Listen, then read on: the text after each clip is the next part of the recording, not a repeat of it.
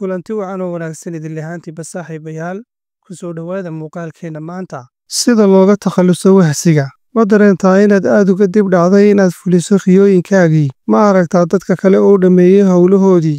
ka hor inta aanad adigu dhammayn badanaa dib ma u dhigtaa howlaha ay tahay inaad qabato ilaa aad ka gaadhaysa daqiiqadaha u dambeeya hadday jawaabahaagu ahaayeen haa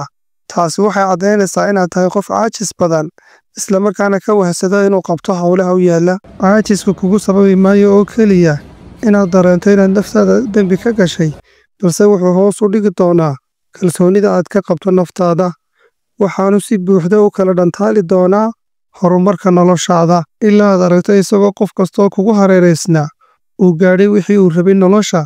adiguna aad weli halkaagii joogto haddaba maxaa kugu sababaya wahsiga si aad u joojiso wahsiga waxaad u baahan tahay inaad fahanto waxyaabaha sababaya cudurdaarada ay ka midka yihiin hadda niyadu ma haya inaan bilaabo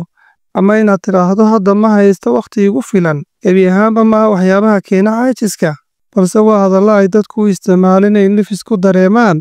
marka aanay qabanin howlo ay ahayd inay qabtaan qodobada soo socda waxaan kuugu sheegi doonaa waxyaabaha sida dhabtaa u sababa caajiska si aad uga takhallusto nambar 1 adiga oo is idhaahda waxaad haysataa wakhti badan islamarkaana hawshii aad hadda qaban lahayd dib u dhiga nambar 2 adiga oo is idhaahda waad garanaysaa oo wakhti yar ayaad ku diyaarin doontaa nambar 3 adiga oo is idhaahda hadhow ayaad qaban doontaa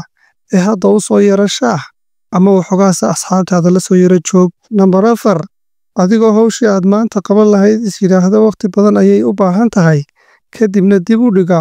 oo la suga maalin aad fasax tahay nambar 5 adigoo is idhaahda waxbaa kugu adag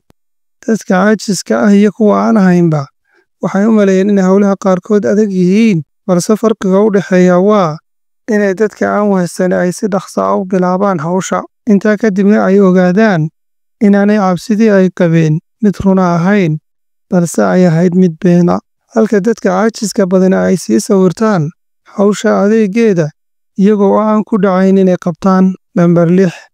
adigoo iska dhaadhiciya inaad hawshaa qaban karto dadka caajiska badani waxay si qaldan isaga dhaadhiciyaan inay isku kalsoon yihiin oo ay awoodi doonaan inay hawshaa wakhti yar ku qabtaan iyadoo tiro aad u yari ay maareeyaan inay hawshaa qabtaan daqiiqadaha ugu dambeeya haddana intooda ugu badani waa ay ku fashilmaan nambar 7 adiga oo suga inta niyaddaadu hagaagayso dadka wahsiga badani waxay u maleeyaan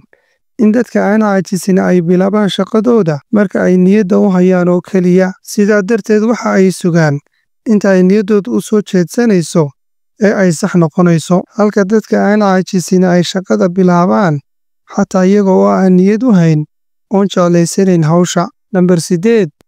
inaad sugto wakhtiga saxda ah waayo ma jiro wax la idhaa wakhtiga saxda ah oo aad hawl ku qaban kartaa wakhtiga ku habboon